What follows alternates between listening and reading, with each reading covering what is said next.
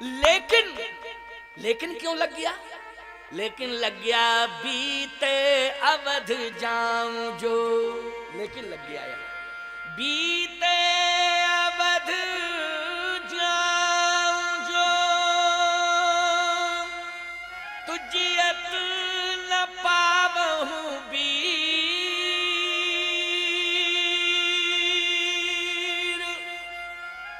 सुमरत अनुज प्रीति प्रभु, पुनि पुनि पुलक शरीर। बीते अवध जाऊं जो तो जियत न पावहु वीर। अगर मैं अवध में अवधि के उपरांत पहुंचा तो अपने भाई को जीवित नहीं पाऊंगा। मैंने विभीषण को राजा तो बना दिया, लेकिन राम अभी तू सफल नहीं हुआ है। क्यों? अगर अवध में अवधि के उपरांत पहुंचूंगा तो भाई जीवित नहीं मिलेगा, और भाई अगर जीवित नहीं मिला तो राम फिर अयोध्या में नहीं रहेगा। राम तो अपनी अंतिम लीला करेगा। देखो भाई, राम जी को राज्य की चिंता है कि भाई की चिंता है? जल्दी बोलो। भाई की चिंता है। भगवान राम को संपत्ति की चिंता है कि भाई की चिंता है? भाई की चिंता है। राम जी को माताओं की चिंता है कि भाइयों की चिंता है? बोलो। स्पष्टीकरण है। माताओं की याद नहीं आई, ना कौशल्या माँ की याद, ना सुमित्रा माँ की याद, ना कैकेयी माँ की याद। किसकी याद आई? भाई की याद आई। एक बात बतावे भाई, ए मेरे भाइयों ध्यान से सुनो।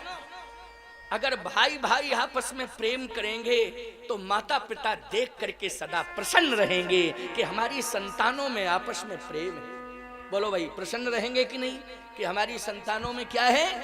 प्रेम है। प्रसन्न रहेंगे। इसलिए मैं कहता हूं कि माता पिता को व्यंजनों से प्रसन्न नहीं किया जा सकता है कि आप व्यंजन खिला करके माँ बाप को प्रसन्न कर दें। मैं नहीं मानता हूं, क्योंकि माता पिता व्यंजनों के भूखे नहीं हैं। बुढ़ापे में न ज्यादा भूख लगती है न ज्यादा नींद आती है। बोलो भाई, आती है क्या? ना भूख लगती है तो व्यंजन बेकार है, ना जब भूख नहीं है तो व्यंजन बेकार है। नींद नहीं है तो ये सैया सुंदर बेकार है। लेकिन बुढ़ापे में इस बात की भूख जरूर रहती है कि मेरी संतान आपस में प्रेम करे। ये भूख रहती है। बोलो, रहती है भूख कि नहीं रहती है? स्वीकार किया आपने कि हाँ ही रहती है। तो मैं कहता हूं कि माँ बाप को संतुष्ट करने के लिए और समाज में आदर्श की स्थापना करने के लिए भाइयों भाइयों में प्रेम होना चाहिए प्यारे। संपत्ति के पीछे किसी भी प्रकार का कहीं कोई विखंडन नहीं होना चाहिए, कहीं विरोध नहीं होना चाहिए, कहीं भी किसी भी प्रकार से भाइयों भाइयों में अलगाव नहीं होना चाहिए। संपत्ति के कारण ये संपत्ति आती जाती रहेगी प्यारे, लेकिन भाई अगर दुनिया से चला गया तो वो भाई मिलेगा क्या तुम्हें? बोलो, मिलेगा क्या? भाई यदि चला गया तो वो सहोदर भाई कैसे मिलेगा है? और यदि माँ बाप के सामने अगर उसकी औलाद जा रही है और कहीं ये माँ बाप सुन लें कि भाई भाई आपस में लड़े, तो एक भाई ने सल्फास खा लिया या उस अमुक भाई ने उसके गोली मार दी, वो दुनिया से चला गया। ईमानदारी से बताओ, उस समय माता पिता ही नहीं रोएंगे, परम पिता परमात्मा भी रोएगा कि इतने मूर्ख और नालायक थे ये, क्या इन्होंने विडंबना पैदा कर दी। सावधान। सुलोचना जब गई थी न राम जी के पास तो आंखों में आंसू भर के गई, तो भगवान की आंखों में आंसू आ गए। हे सुलोचना, मेरी इच्छा नहीं थी कि मेघनाथ का वध हो, क्योंकि तू महान सती है, तेरे अंदर सतीत्व है, लेकिन मजबूरी इस बात की थी कि तेरे जीवन में चरित्र की पराकाष्ठा थी, वो तेरा पति चरित्रहीन था। और जो चरित्रहीन होता है, याद रखना, उसको कोई मारता नहीं है, उसकी चरित्रहीनता ही उसे समाप्त कर देती, उसके अस्तित्व को मिटा देती है। इसलिए चरित्रहीनता ही विनाश की सहयोगी बन जाती है। कहने का तात्पर्य मेरा यह है कि भाइयों में प्रेम करो, पड़ोसी को भी भाई समझ लो, उससे भी प्रेम करो। बोलो ईमानदारी से मानवता का श्रृंगार होगा कि नहीं होगा? मानवता का श्रृंगार होगा। भगवान राम ने कहा कि मैं क्या करूं, ऐसा लगता है कि समय से अयोध्या नहीं पहुंचूंगा। इतने में हनुमान जी आ गए। हनुमान जी ने चरण पकड़ लिए, कहा प्रभु आप रो क्यों रहे हैं, क्या बात है? भगवान ने कहा बात यह है, प्रसन्नता इस बात की है कि विभीषण राजा बन गया, लेकिन दुख इस बात का है कि मैं समय से अयोध्या नहीं पहुंच पा रहा हूं। और हनुमान तुम थे नहीं, चित्रकूट में भरत ने कहा था कि प्रभु आप जीवन 14 साल तक जीवन जीने का आधार दे दो, तो मैंने चरण पादुकाएं दे दी थी। लेकिन भरत ये कह के गया कि हे प्रभु, सूर्य को कमल अनेक हैं, लेकिन ईमानदारी से बताओ कमल को सूर्य एक ही है कि नहीं? और कमलों को भी सूर्य एक ही है, लेकिन सूर्य के लिए कमल अनेक है।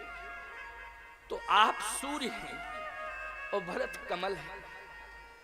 आपके लिए भरत जैसे बहुत है, लेकिन भरत के लिए आप जैसा केवल एक ही है। इसलिए मेरी प्रार्थना है कि आपकी आज्ञा को शिरोधार्य कर रहा हूं, और ये पादुकाएं मुझे दिखाई नहीं दे रही हैं कि ये पादुकाएं हैं। भरत मुदित अवलंब लहे थे, अस सुख जस सिय राम रहे थे। ये मैं अनुभव कर रहा हूं कि मुझे सीताराम जी ही मिल गए। लेकिन इतनी प्रार्थना है कि अवध में अवध के अंतर्गत आइएगा। यदि आप अवध में अवध के अंतर्गत नहीं आएंगे तो भरत को जीवित नहीं पाएंगे। बस प्रणाम कर रहा हूं, बस यही शब्द कह करके मैं वापस जा रहा हूं।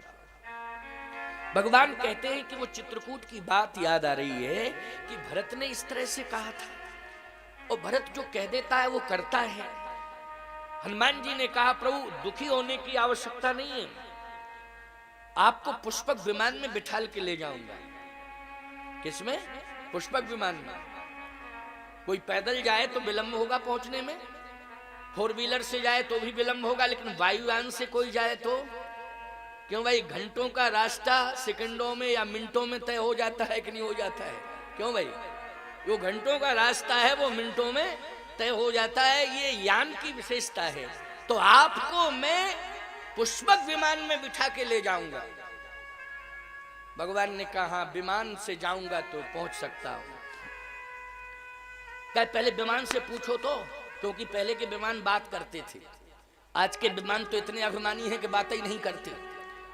और उनसे कहो कि चलो कलकत्ता तो पहुंच जाते हैं कंधार। क्यों भाई? कई बार ऐसी घटना घटी कि जा रहे कहीं वो मुड़ गए, पता नहीं कहां पहुंच गए, बोले कंधार पहुंच गए, अपहरण हो गया है। तो आजकल के विमानों पर तो भरोसा नहीं है नहीं? अच्छा एक बात आपको बताएं, चाहे जितना विश्वसनीय विमान क्यों ना हो, लेकिन विमान भी धोखा दे देता है। आपके ही क्षेत्र के श्रीमंत माधवराव सिंधिया जी, बोलो भाई, ग्वालियर नरेश, क्या ये सोचा था कि इस तरह से विमान धोखा दे जाएगा?